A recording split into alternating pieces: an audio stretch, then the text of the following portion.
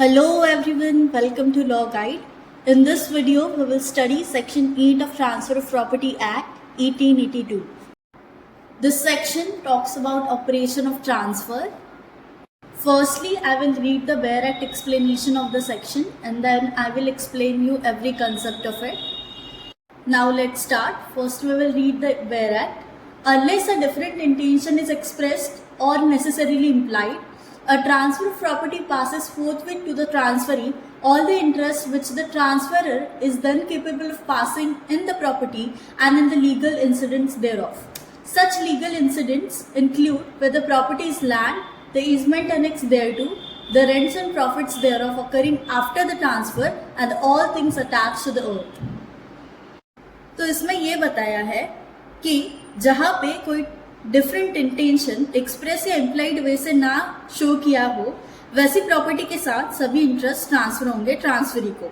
The interest which the transferor is capable of transferring he has to transfer them all to the transferee.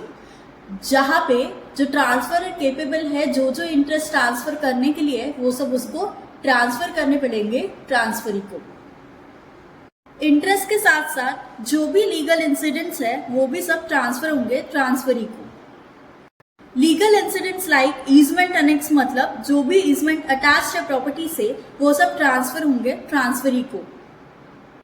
अभी easement क्या होता है? तो easement क्या होता है? राइट टू वे, एक प्रॉपर्टी से आगे जाने का रास्ता ये ईजमेंट होता है. Right to life, right of water, right of fisheries, ये सब होता है right of easement.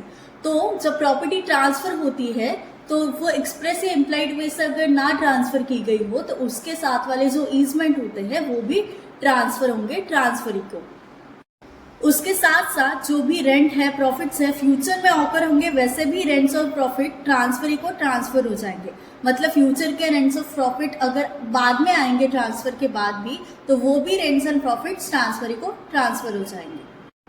And all the things attach to the earth मतलब जो भी चीजें धरती से छुटी है वो सब चीजें ट्रांसफर होगी. For example a mango tree which obviously will be attach to the earth so वो ट्रांसफर हो जाएगा. तो किसी लैंड से अगर कोई मैंगो का पेड़ जुड़ा है तो वो ट्रांसफर हो जाएगा. That means it is attach to the earth. The mango tree is attach to the earth.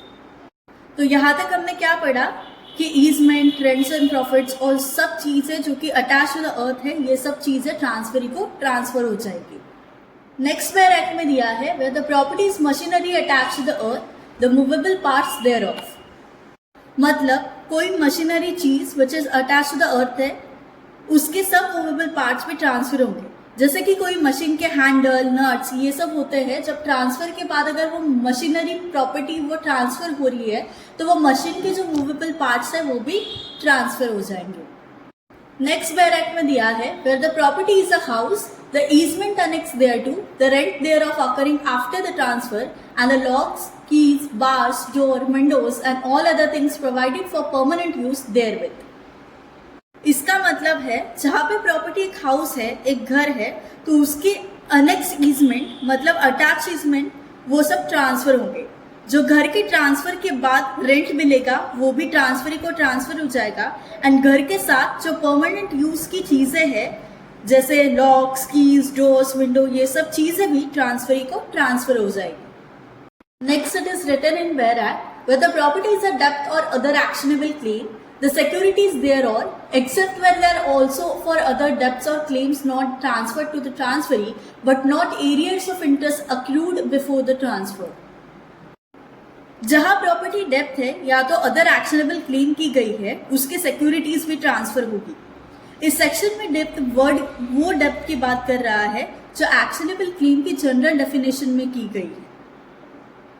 Next we will read from the Bare Act where the property is money or other property yielding income, the interest or income thereof occurring after the transfer takes effect. ऐसी property जिससे interest या income निकलेगा वैसा interest और income transferee को ही transfer होगा. वो भी एक लीगल इंसिडेंट होगा. इसका मतलब है जो प्रॉपर्टी मनी है और वो ट्रांसफर की गई है तो वो मनी या प्रॉपर्टी से आने वाला इनकम एंड फ्यूचर का भी ट्रांसफरी को ट्रांसफर हो जाएगा. इसको हम एक एग्जाम्पल से समझते हैं. फॉर एग्जाम्पल मैंने मेरे फ्रेंड को 10 लाख रुपए दिए, उसके बदले उसने मुझे एक प्लॉट दिया और उसने वो 10 लाख रुपए बैंक में जमा कर दिए.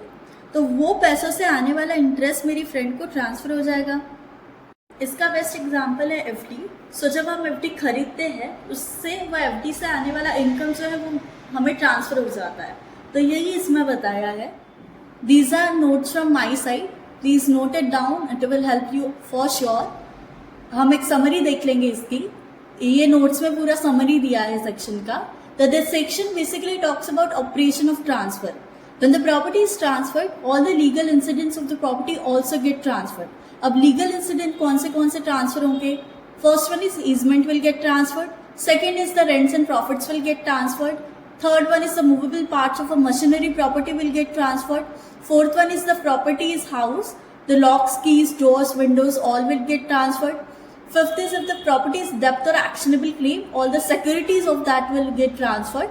And if the property is money or property yielding income, the interest and income will get. So this was it for section 8 of transfer of property, everyone. Hope you liked the video. If this video helped you in any way, please like, share and subscribe. See you again with another video. Till then, study hard, take care, bye.